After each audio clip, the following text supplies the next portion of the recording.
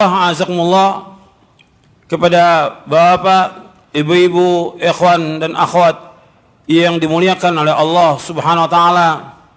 Alhamdulillah, kita bersyukur kepada Allah Subhanahu wa taala atas segala nikmat yang Allah karuniakan kepada kita. Nikmat Islam, nikmat iman, nikmat sehat, nikmat afiat, nikmat dijauhkan oleh Allah dari berbagai macam malapetaka. Nikmat diberikan hidayah di atas Islam dan sunnah. Ini nikmat yang paling besar yang wajib kita syukuri, diberikan hidayah oleh Allah di atas Islam dan sunnah, lebih dari semua nikmat yang ada di muka bumi ini.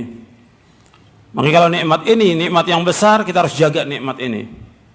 Nikmat Islam dan sunnah, nikmat yang paling besar yang wajib kita syukuri atas semua nikmat yang ada. Sebab semua yang kita peroleh dari semua nikmat, semua datangnya dari Allah. Wa ma bikum min ni'matin faminallah. Apa saja nikmat yang kamu peroleh datang dari Allah SWT. Tapi nikmat yang paling besar, nikmat hidayah. Ketika orang tidak mendapatkan hidayah, dia berada di dalam zulumat, kegelapan kebodohan, kegelapan syirik, kegelapan segala macam sudah. Makanya kita bersyukur kepada Allah diberikan hidayah di atas Islam dan sunnah. Nikmat ini merupakan nikmat yang paling besar dari semua nikmat. Nikmat Islam, nikmat yang paling besar yang wajib kita syukuri. Kemudian nikmat sunnah, diberikan hidayah di atas sunnah. Betapa banyak orang-orang yang diberikan hidayah di atas Islam tapi tidak diberikan hidayah di atas sunnah, sehingga mereka mengikuti firqah-firqah, golongan-golongan, kelompok-kelompok, aliran-aliran yang sesat, berbuat berbagai macam bid'ah yang Nabi Muhammad SAW tidak pernah mencontohkannya. Makanya kita bersyukur kepada Allah diberikan hidayah di atas Islam dan sunnah. Ini wajib kita jaga. Kalau kita nggak jaga, ya akan hilang dari kita. Betapa banyak orang-orang yang diberikan hidayah dari Islam dan sunnah, kemudian hilang hidayah itu, dicabut oleh Allah. Kenapa? Karena dia tidak mensyukuri nikmat itu. Mensyukuri dengan apa? Dengan belajar, dengan mengkaji, dengan memahami, dengan mengimani, dengan mengamalkan dan mendakwakan sunnah ini.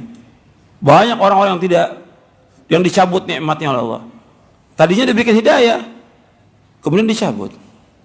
Maka nikmat Islam dan sunnah, nikmat yang paling besar yang wajib kita syukuri. Makanya setelah itu, nikmat yang paling besar lagi apa? Diberikan oleh Allah hidayah taufik untuk terus mengaji, untuk terus menuntut ilmu. Ini hidayah taufik. Yang hadir di Masjid An-Nur ini di pasar, antara yang di dalam yang di luar, yang banyak yang mana? Yang di luar, yang nggak ngaji. Yang ngaji cuma sedikit. Paling ada cuma 1000 orang. Yang ribuan, yang jutaan nggak ngaji manusia. Kita ngaji tiap bulan umpamanya, tetap aja yang ngaji cuma sedikit, yang tidak ngaji sangat banyak. Makanya kita bersyukur kepada Allah diberikan hidayah taufik. Kalau Allah nggak berikan hidayah kepada kita nggak bisa duduk di majelis ini. Seperti antum yang datang dari luar kota, Allah berikan hidayah kepada antum untuk datang ke tempat ini. Ini perjalanan yang barokah dan rahmat dari Allah. Perjalanan menuju sorga. Itu ingat itu. Nuntut ilmu merupakan jalan menuju sorga. Yang mengatakan demikian siapa? Rasulullah SAW. Nabi bersabda SAW, "Wa man salaka tariqan yaltamisu fihi ilman, sahhalallahu lahu bihi tariqan al-jannah." Barang siapa yang berjalan untuk menuntut ilmu, maka Allah akan mudahkan jalannya ke sorga. Jalan ke sorga yang kita tuju. Makanya apapun kita tinggalkan. Nuntut ilmu ini, saya mau tanya kepada antum, ibadah atau bukan? Ibadah. Untuk ilmu ibadah. Allah ciptakan kita untuk apa? Ibadah. Wa ma khalaqtul jinna wal insa illa liya'budun ma uridu minhum min rizqin wa ma uridu ay yut'imun. Innallaha war-razzaqu dzul quwwatil matin. Allah berfirman dalam surah Adz-Dzariyat surah 51 ayat 56 sampai 58. Tidak aku ciptakan jin dan manusia melainkan untuk beribadah kepadaku. Beribadah kepada Allah artinya mentauhidkan Allah. Tidak aku minta rezeki dari mereka, dan aku tidak minta makan dari mereka. Allah yang memberikan rezeki kepada mereka, dan Allah itu maha kuat dan maha kokoh. Allah menyebutkan dalam ayat ini, tidak aku ciptakan jin dan manusia melainkan untuk beribadah kepadaku. beribadah kalau mentauhidkan Allah Ta'ala.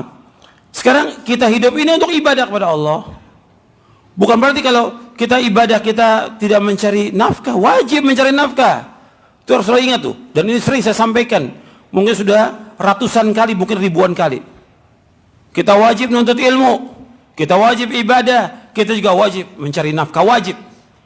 Kita ini nggak boleh bergantung pada orang lain. Dan nggak boleh minta-minta pada orang lain. Hukumnya haram dalam Islam. Yang saya mau tekankan di sini, mencari nafkah wajib.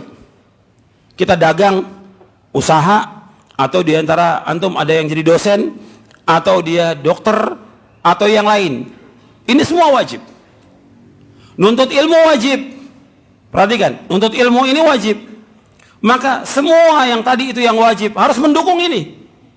Mendukung apa? Menuntut ilmu yang merupakan jalan menuju surga. Jangan kita korbankan nuntut ilmu untuk dagang. Jangan kita korbankan untuk ilmu untuk kerja. Jangan kita korbankan untuk ilmu untuk praktek kalau dia dokter.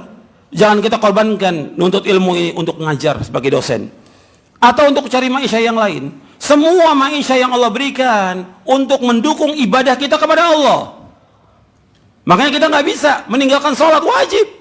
Yang pertama dihisab dari kiamat. Semua pekerjaan kalau udah tiba waktu sholat tinggalkan semua pekerjaan. Dagang, kerja segala macam, ngajar, jadi dosen, atau dia sebagai praktek dokter, tinggalkan semuanya untuk menegakkan ibadah kepada Allah. Karena Allah menciptakan kita untuk ibadah. Untuk ingat itu. Karena banyak orang-orang meninggalkan itu. Dianggap ya seperti suatu hal yang mudah aja ditinggalkan. Gak boleh. Ini kita diciptakan Allah untuk ibadah. Bagaimana kita menekan ibadah kepada Allah Ta'ala?